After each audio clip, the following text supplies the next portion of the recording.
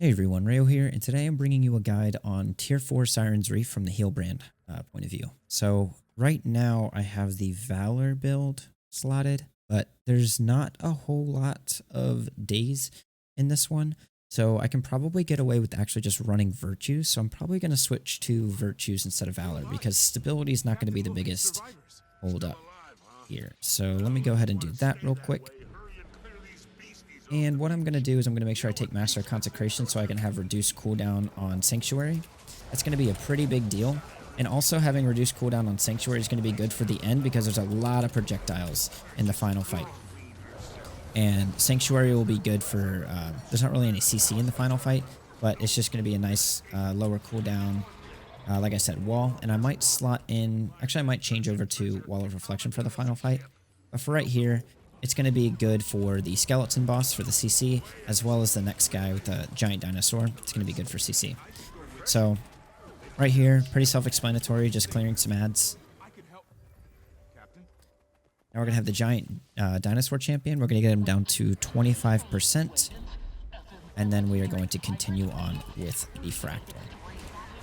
I was a little late with the Aegis there, but I'm going to go ahead and drop Sanctuary on him. That way we can CC him. I'm gonna make sure I give Might to the party. I should have had Might on there a little bit sooner, but I wanted to make sure I had the stability. Or not stability, the Sanctuary down for CC. But I kind of failed on both of those. But right there, I wanted to make sure that what you should do is make sure you have your boons up and then your CC as well. So right here, I just shot a cannon on the bombs to clear them. During the fight, I am probably going to be, I'm going to be down with the group because I need to be giving boons and heals. And one person is going to have to be on the cannon to make sure that they shoot the ground and avoid, to make it so that the rest of the group can avoid stepping on any bombs to one-shot them. You're going to see a bunch of bombs down here in a second. Now right now we are line of sighting these ads up the side. We just hit them with a bit of projectile damage and then, we stood along the edge, so that way they had to run up and kind of filter in a lot. Now right here, we're going to go down here. And the champion is going to spawn here in a moment. And like I said, one person has to stand up on the cannon. So right here, we have our Alacragade doing that. And you can see these bombs right here that we just cleared. If I were to be standing on those bombs when they fully channeled, I would have gotten one shot, or I would have lost my singularity, but I don't have a singularity, so I definitely would have gotten one shot. So my goal here is to make sure that we have boons and to make sure that we are staying alive, make sure that we, obviously, because I'm the Healbrand, and then having some sort of projectile reflect is really good, but I didn't bother so much that time because we had the Ventari bubble from our Alacragade, which is really nice and really helpful.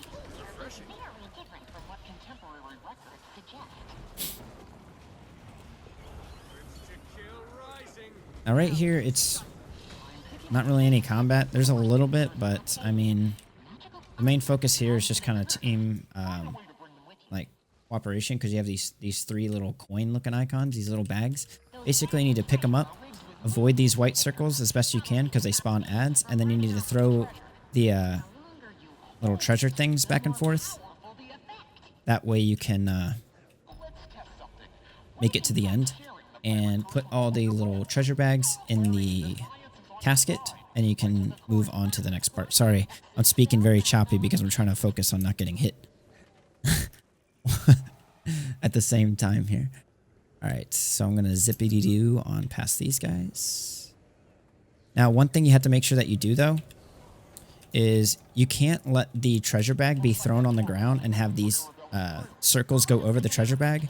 Otherwise, it will pick up the treasure and put it back to its starting location. Whenever you have ads spawn, you need to make sure that you clear them. Well, you don't need to, but it's better to make sure that you clear them, especially in Tier 4. Because they can do a lot of damage, they give a lot of chill, and whenever you pick up the bags, you get a debuff that slows you down. So if you have chill, and you have a debuff that slows you down, and you have all these different things, you're going to be moving really slow like I just was. Now if you have any excess ads here, you want to focus on clearing them. That way everyone can get out of combat, and that way you can pick up the, what's it called? the singularity if you need it. And then right here, gonna be the same dealio. There's no pressure here. You're just gonna be throwing the chest on over to the ship. Now, every time you pick up the chest, you get the next stage of this debuff, this next stage of the curse, which just does more agony damage, slows you down more. And you can see the tier that you're on by the icon above your head. The golden medallion is the first tier, this is the second tier, and third tier is red. And the red tier does a lot of agony damage, but I mean, really the only time you really need to worry about that is during like this section right here. This section's probably the most dangerous because there's a lot of ad pressure. But as you can see, we have a lot of projectile reflex going up, which are really helpful. So having projectile reflex on this whole entire final fight is going to be really helpful because there's going to be these ads coming up. These quartermasters will give out protection. They're basically Healbrands, kinda. They're just support guardians using mace shield like I am. So they have the same skill set that I currently have with my current weapon set. So they give a lot of protection. I don't know about heals. They don't really seem to heal anything. They just seem to give a lot of protection, which just makes clearing this whole entire boss encounter a little bit more difficult. But if I can get out of combat here in a moment, I'm probably going to swap from Sanctuary to Wall of Reflection. Actually, no, I'm probably going to keep Sanctuary because the pushback on Sanctuary is nice. Because ad pressure can be really difficult during this fight. So having a good amount of ad pressure, well, having a safe space to stand on the boss is going to be really helpful. And I have my F3 tome for reflects that are not on demand, but pretty frequent. So I'm going to keep those. But if I can, I might swap from... Hold on. I need to make sure I... There we go. I wanted to make sure that I help them out.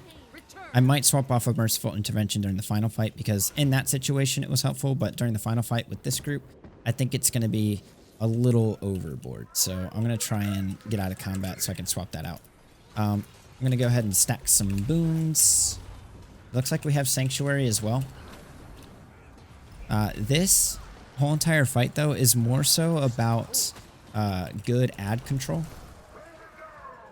And a major way to reduce the amount of damage you take as a group is to have Reflex. And we have an overage of Reflex. We have Ventari Bubble, we have Sanctuary for me, we have Sanctuary from one of the Condi Quick brands, or not Quick brand, Condi Fire brands. And all the fire brands, we have 3 fire brands, including myself. We all have an F3 tome with a reflection bubble in it. So we have plenty of projectile reflex. So we're probably kind of killing it with our projectile reflect. So in that case, I'm probably going to stay on Merciful Intervention now that I'm saying that out loud. But in the case that there weren't this many fire brands, or this, like your Alacrigade wasn't bringing Ventari, or if you even didn't have an Alacrigade, then I would just say slot in some reflects, because that will make a big difference. Now right here, I'm going to make sure that I'm helping out with the cannons as much as possible. Obviously, I don't die, but I got Daze right there. I'm going to try and make sure that I get some boons stacked up. There we go.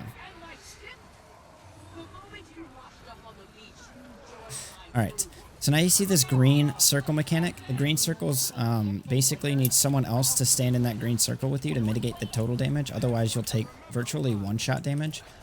Right here, you can see there's a lot going on. I have this red circle. Red circle is like move away from the group and drop it away from the group.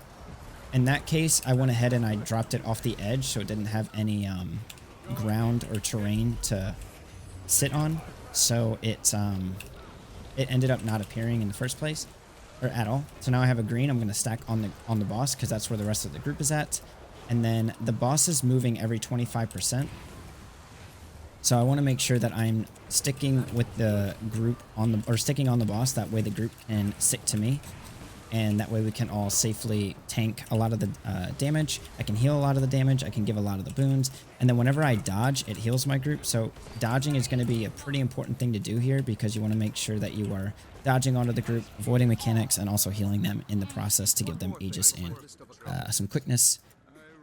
I know that was very fast paced, but that was a very very organized group, so that was pretty quick. So if you have any questions, guys, make sure to drop them in the comment section below. I know there's probably a lot of stuff here that you still have questions on, because that's a pretty intense fractal. But if you have any questions, please drop them below, and I will do my best to answer them. Other than that, guys, I will put my Healbrand video in the video description as well, so you can check that out. And that's all I have for you today, guys. So I'm Rayo, and I'll see you next time. Take care.